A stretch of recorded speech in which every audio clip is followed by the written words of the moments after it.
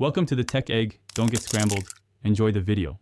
You start by confirming prerequisites. iOS 26 is active and Genmoji is updated. Open settings and enable camera, mic, and keyboard permissions for Genmoji so generation works. Once done, restart the app to let the new permissions take effect.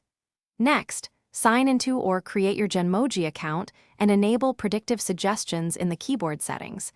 This lets Genmoji surface suggestions inline. Make sure to grant photo access. If you now create a Genmoji. Tap New Emoji and pick a style and mood because that guides the model's aesthetics. Use live capture to generate from your face or upload a reference image, then refine features, eye shape, hair, and accessories using sliders and selection tabs. Once the base looks right, adjust background and scale, and preview on different sizes.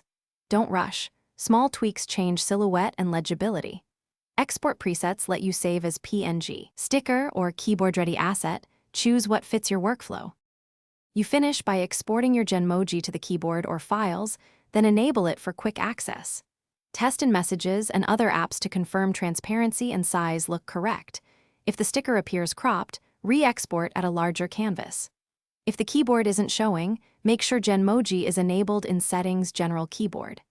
If problems persist, toggle permissions, reinstall the app, and clear the app cache. These steps resolve most generation or export errors quickly.